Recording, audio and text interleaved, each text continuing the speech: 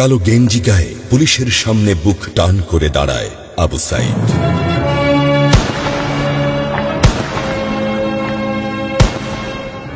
Police তাকে রক্ষা করার বদলে গুলি করে। ঠাস ঠুস কয়েকটা গুলির মধ্যে একটা গুলি লাগে তার কোমরে। খানিকটা ভাঁজ হয়ে যায় শরীর। সম্ভবত সে বুঝতে পারে নাই। ঘাড় ঘুরিয়ে কোমর দেখার চেষ্টা করে একবার, তারপর আবার আগের মতো আবার দুই হাত প্রসারিত করে সিনা টান করে দাঁড়ায়।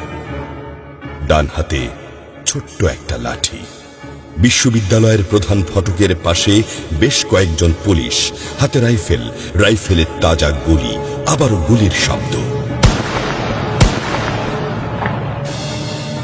পরে গুলিটা কোথায় লাগলো বোঝা গেল না। তবে আবু সাইদ টলছে। পড়বে পড়বে ভাব, কিন্তু সে সোজা হয়ে দাঁড়ানোর চেষ্টা করছে। গুলি খাওয়ার আগে ফেসবুকে তার শেষ পোস্ট ছিল, যতদিন বেঁচে আছেন মেরুদণ্ড নিয়ে বাঁচুন। সেজন্যই হয়তো গুলি খাওয়ার পরও সোজা হয়ে দাঁড়াতে চাইছিল, কিন্তু পারছিল না। আবু সাইদের মেরুদণ্ড সোজা থাকলেও শরীরটা মাটির দিকে ক্রমশ ঝুলে পড়ছিল।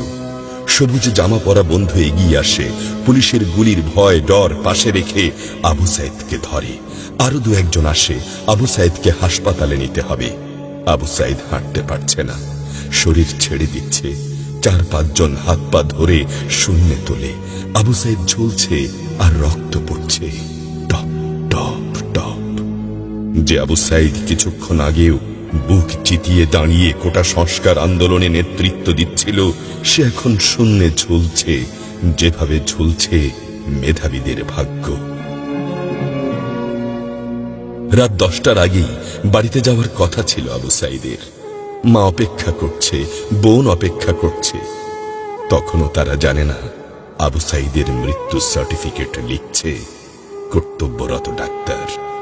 নাম আবু সাইদ, পিতা মকবুল, ঠিকানা বাবনপুর, পীরগঞ্জ, রংপুর। বয়স 25।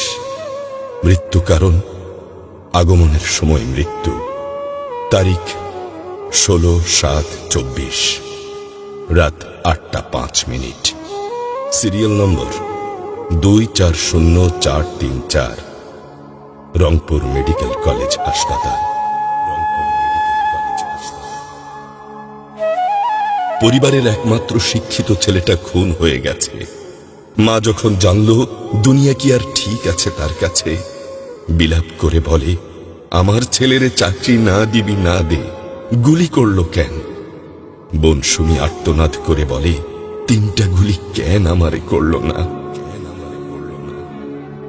আবু সাইদ ফেসবুকে আরো লিখেছিল, যদি আজ শহীদ হই তবে আমার নিথর দেহটা রাজপথে ফেলে রাখবেন।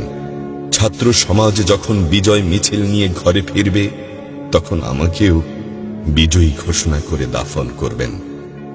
একজন পরাজিতের লাশ কখনো তার মা বাবা গ্রহণ করবে না।